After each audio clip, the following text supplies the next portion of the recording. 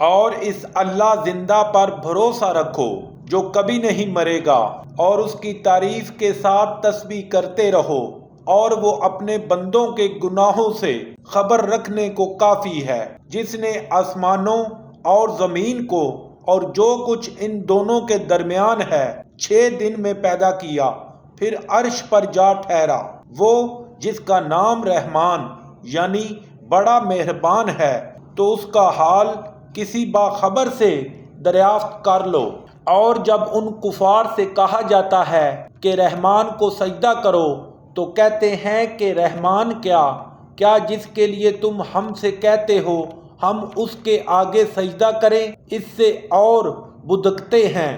اور اللہ بڑی برکت والا ہے، جس نے آسمانوں میں برج بنائے اور ان میں آفتاب کا نہایت روشن چراغ اور چمکتا ہوا چاند بھی بنایا۔ اور وہی تو ہے جس نے رات اور دن کو ایک دوسرے کے پیچھے آنے جانے والا بنایا۔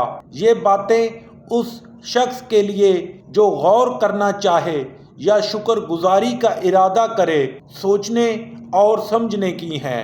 اور اللہ کے بندے تو وہ ہیں جو زمین پر آہستگی سے چلتے ہیں، اور جب جاہل لوگ ان سے جاہلانہ گفتگو کرتے ہیں تو سلام کہتے ہیں، اور وہ جو اپنے پروردگار کے آگے سجدہ کر کے اور عجز و ادب سے کھڑے رہ کر راتیں بسر کرتے ہیں، اور وہ جو دعا مانگتے ہیں کہ اے پروردگار دوزخ کے عذاب کو ہم سے دور رکھیو کہ اس کا عذاب بڑی تکلیف کی چیز ہے، اور دوزخ ٹھہرنے اور رہنے کی بہت بری جگہ ہے۔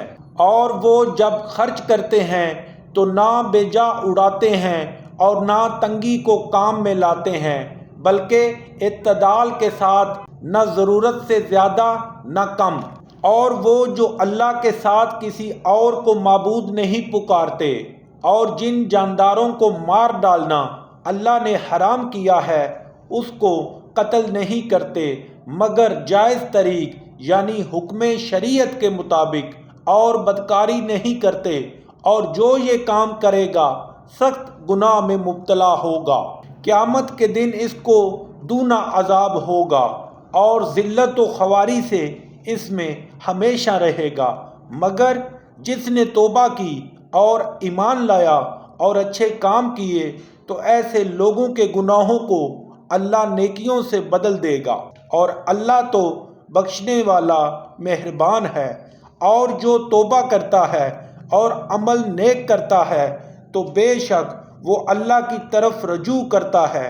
اور وہ جو جھوٹی گواہی نہیں دیتے، اور جب ان کو بے ہودہ چیزوں کے پاس سے گزرنے کا اتفاق ہو تو بزرگانہ انداز سے گزرتے ہیں، اور وہ کہ جب ان کو پروردگار کی باتیں سمجھائی جاتی ہیں تو ان پر اندھے اور بہرے ہو کر نہیں گرتے بلکہ غور و فکر سے سنتے ہیں۔